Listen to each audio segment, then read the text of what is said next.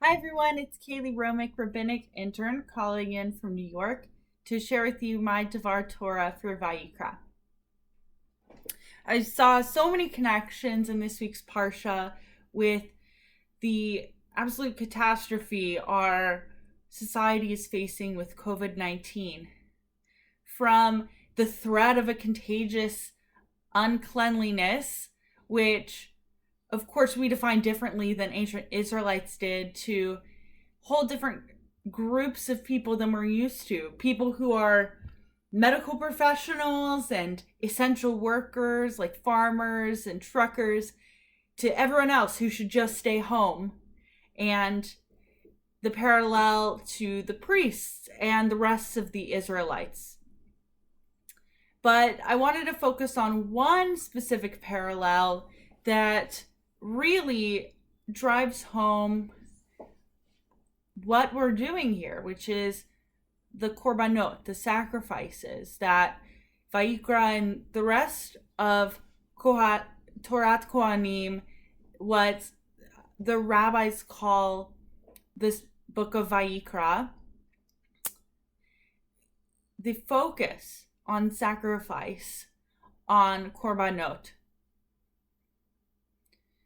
Now, the Or HaChaim, a modern scholar on the Torah, says that if you read the text closely, you'll see that people who bring sin offerings and guilt offerings to the temple are actually themselves liable for death.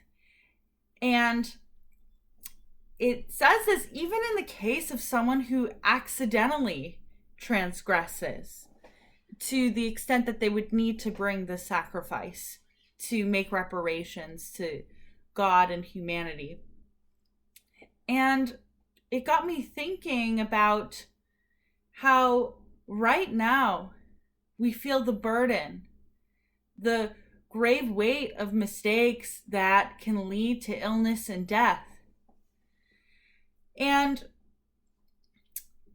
how visceral the process is to make reparations for mistakes in our society. And the Or HaChaim points out that it is sobering that the animal's death comes in the stead of the human's death when it comes to korbanot and sacrifices. Now, our modern sensibilities tell us that sacrificing animals is archaic, it's inhumane. But we even see resistance to sacrifices in the prophets. They see it as too easy, that sloughing off our guilt as humans onto an animal makes us forget about the mistakes that we made. In fact, the prophet Amos says that there's something greater than sacrifice than we can offer to God. He says in chapter 5, if you offer me burnt offerings or your meal offerings, I will not accept them. I will pay no heed to your gifts of fatlings, but let justice well up like water, righteousness like a never-ending stream. And though Vayikra, the word that means to call, charges Moshe and the Israelites with sacrifices, in our time we're called to do something different. And just to note that korban and sacrifice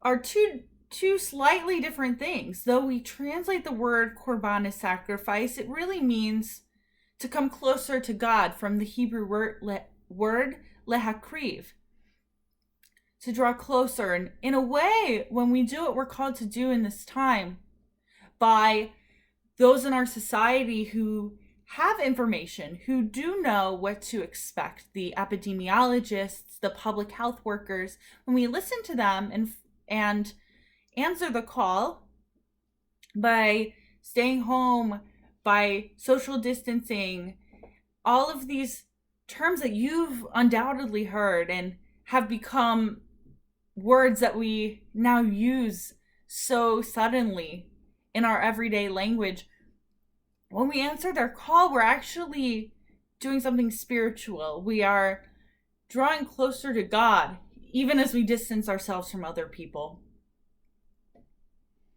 And on the note of washing hands, Isaiah in chapter 1 actually says, Rachatzu hizachu, wash yourselves clean. Put your evil doings away from my sight. Cease to do evil. Learn to do good. Devote yourselves to justice. Aid the wrongs. Uphold the rights of the orphan. Defend the cause of the widow. And we see that though we don't want to draw any silver linings on this worldwide tragedy, that when we answer the call, it should extend past what we do to keep our families and loved ones safe from the virus, but also do what we can from our own homes to help others in this time, to reach out, to donate to causes like food pantries and community centers that are distributing goods. It's important to not only sacrifice for ourselves, but to sacrifice for the greater good and to learn a lesson from the experience we're having now that helps us grow spiritually. So when someday soon, please God, this passes, that we have drawn some meaning from it. We have changed for the better because of it.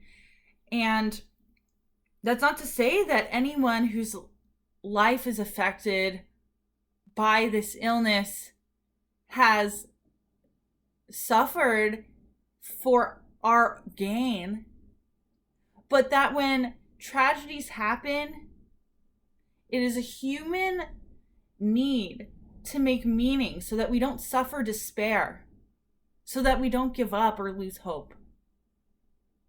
With that, I say Shabbat Shalom, and I hope that your Korban COVID is something that allows us to strengthen ourselves, allows us to draw together as a worldwide community, and allows us to heighten our sensitivity for those who suffer.